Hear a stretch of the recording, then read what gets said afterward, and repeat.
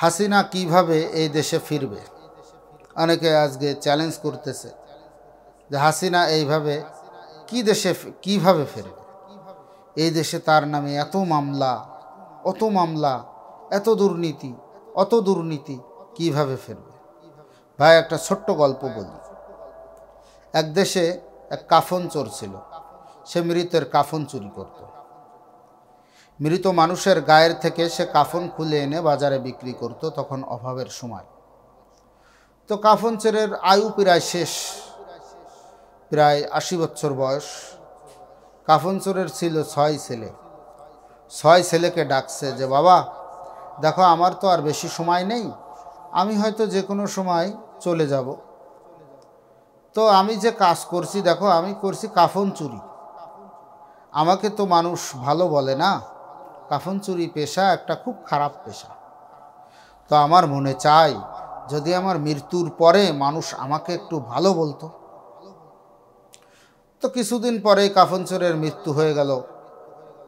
কাফন চোরের মৃত্যু হলে কাফন চোরের 6 ছেলে তারা পরামর্শে বসলো যে বাবা তো বলছিল যে বাবাকে যাতে মানুষ একটু ভালো বলে, তো এর জন্য কি করা যায়? তো বিভিন্ন জন বিভিন্ন বুদ্ধি দিচ্ছে। একজন বলতেছে বাবার নামে একটা মসজিদ করা হোক, বাবার নামে একটা মাদ্রাসা করা হোক। আরেকজন বলতেছে বাবার নামে একটা এতিমখানা করা হোক।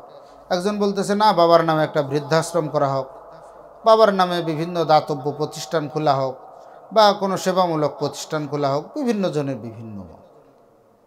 ছোট ভাই বলতেছে, ভাই, এবার ছোট ভাইয়ের পালা। ছোট ভাই বলতেছে, ভাই দেখো, বাবার নামে তুমি যতই ভালো কাজ করো না কেন, আমাদের বাবা ছিল কাফন চোর, জীবনেও কোনোদিন মানুষ তাকে ভালো বলবে না। তবে আমার কাছে একটা বুদ্ধি আছে, যদি সেই বুদ্ধিতে চলা যায় তাহলে বাবাকে একটু ভালো বলবে।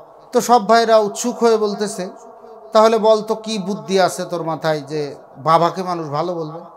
বলে যে দেখো, বাবা তো কাফন চুরি করতো, বাবার থেকে আরো বেশি খারাপ কাজ করতে হবে, তাহলে বাবাকে মানুষ ভালো বলবে।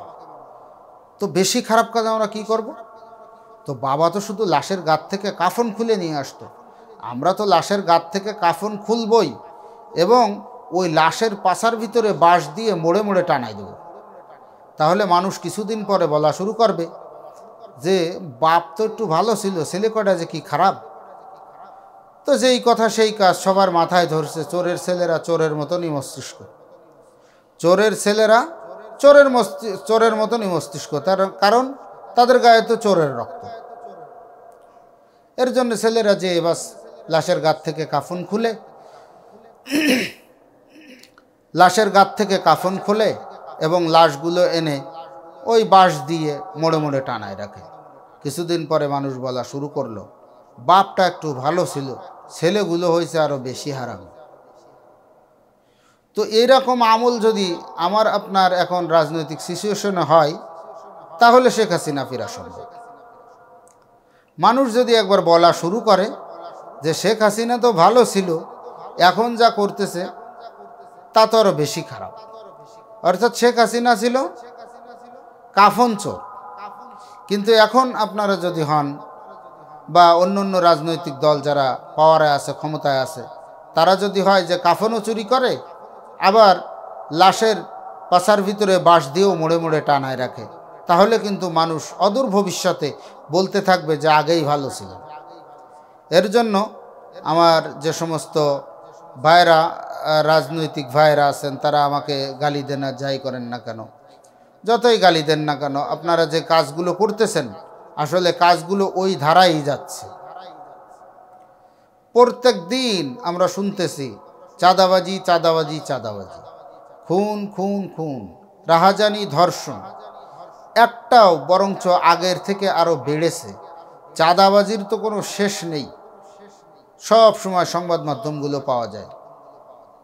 নিজেদের নেতাদের কথা নিজেরা বলে, এক গ্রুপ খেতে পারে না, এর জন্য আর এক গ্রুপের বদনাম করার জন্য তাদের বদনামগুলো রটিয়ে দেয় বা তাদের কথা বলে দেয়। এভাবেও প্রচার হচ্ছে, আমরা প্রচার মাধ্যমে দেখতেছি। সেদিন দেখলাম এক নেতা বলতেছে, একই দলের নেতা আর একজন নেতার কথা বলতেছে যে প্রত্যেক দিন 60 থেকে 65 লক্ষ টাকা প্রত্যেক দিন চাঁদাবাজি হয় একটা শহরে। শুধু একটা শহর থেকে প্রত্যেক দিন 60 থেকে 65 লক্ষ টাকা চাঁদাবাজি হয়। তো এখানে একটু নিরপেক্ষ চিন্তাভাবনা নিয়ে ভাববেন যে আগেও চাঁদাবাজি হতো, এখনও চাঁদাবাজি হয়। চাঁদাবাজি তো বন্ধ হয়নি, বরঞ্চ শুধু চাঁদাবাজের মুখটা পাল্টেছে। চাঁদাবাজের মুখটা পাল্টেছে, চাঁদাবাজি বন্ধ হয়নি। স্বৈরাচার পালিয়ে গেছে ঠিকই, কিন্তু স্বৈরাচারের গন্ধ এখনও যায়নি, স্বৈরাচারের গন্ধ এখনও থেকে গেছে। এর জন্য ভাইরা আমার, যারা এত কষ্ট করে এত রক্ত দিয়ে নিজেদের, অনেকে আছে জিন্দা লাশ। একজন ভাইকে দেখলাম, তার দুইটা চোখই নেই, শুধু নাক আছে, মুখ আছে ছোট্ট একটু, তাকে অপারেশনের মাধ্যমে কোনো রকম বাঁচিয়ে রাখা হয়েছে। কয়দিন বেঁচে থাকবে, আসলে তাকে জিন্দা শহীদ বলা যায়। এর জন্য এই সমস্ত কষ্টের মাধ্যমে দেশটাকে খাওয়ার জন্য তারা এইভাবে 24-এর গণ আন্দোলনের মাধ্যমে স্বাধীন করে নাই, বা চাঁদাবাজ লুটেরাদের হাতে তুলে দেওয়ার জন্য স্বাধীন করে নাই, বা চাঁদাবাজির আগে যে ধারা ছিল সেই ধারাই বজায় থাকবে এই জন্য দেশটাকে স্বাধীন করে নাই।